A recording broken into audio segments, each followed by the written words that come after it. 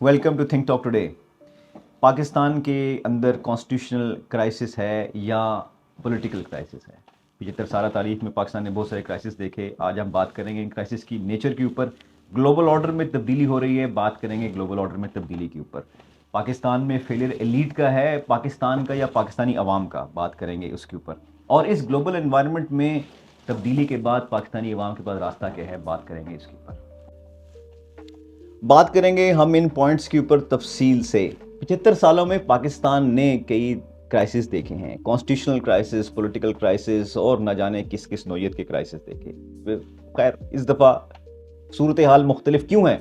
सूरत हाल मुख्तलिफ इस तरह से है कि पाकिस्तान इस वक्त ऐसे टर्मोइल से, ऐसी नाजुक दौर से गुजर रहा है कि जिसमें मालूम नहीं बन रहा कि कॉन्स्टिट्यूशनल क्राइसिस है कि पॉलिटिकल क्राइसिस है।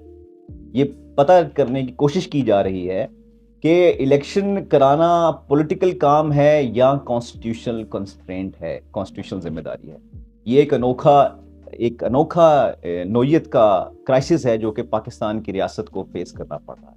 और ऐसे लग रहा है कि पाकिस्तानी रियासत इस वक्त इस सवाल का जवाब देने से कासिर है। लेकिन एक सेकेंड, क्या ये फेलियर पाकिस्तानी रियासत का है? हम इन टर्म्स को बहुत लूजली यूज करते हैं जब हम कहते हैं कि पाकिस्तानी रियासत का फेलियर हो गया, और हम ये कहते हैं कि पाकिस्तानी इदारों का फेलियर हो गया। यकीनन ये पाकिस्तानी इदारों का फेलियर जरूर है, लेकिन नाकामी के लिए हमें उस तबके को देखना पड़ेगा कि जो 75 साल से पावर में है, और वो तबका है पाकिस्तान की एलीट।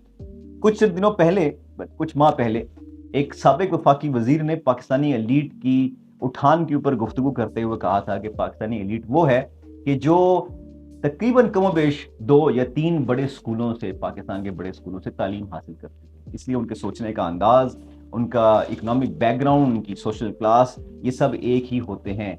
और वो एक ही माइंडसेट लेकर जब गवर्नमेंट में आते हैं तो फिर उसी तबके के मफादात का तहफ़्फ़ुज़ करते हैं जिस तबके से वो गवर्नमेंट में तशरीफ लेकर आते हैं। और फिर अगर ये फेलियर ऐसी ही सूरत हाल है पाकिस्तानी सिस्टम की, तो ऐसे में नाकामी सिस्टम के अलावा इस तबके की भी डिक्लेयर होनी चाहिए, जिस पर हमारे यहाँ बात नहीं होती।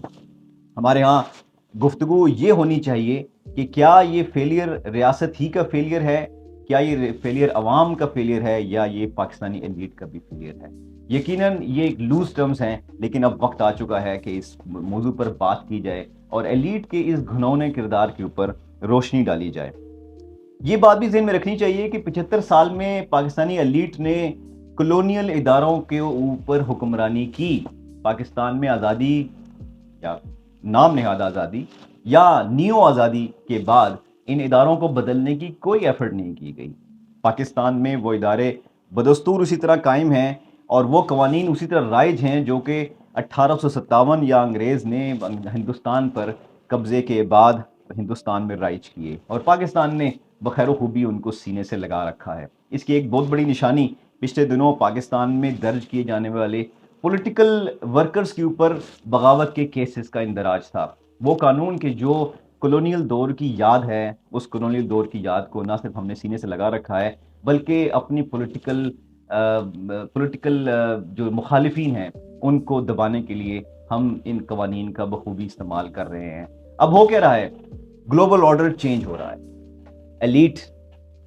एलीट जो कि आपस में तसादुम के एक कड़ी आजमाइश से गुजर रही है और हर रोज़ एक नए क्राइसिस को जन्म देने के बाद उसका जवाब देने से कासिर है, और एक स्टेलमेट की सूरत हाल है। सिस्टम आगे चलता दिखाई नहीं दे रहा। ऐसी सूरत हाल में ग्लोबल ऑर्डर चेंज हो रहा है।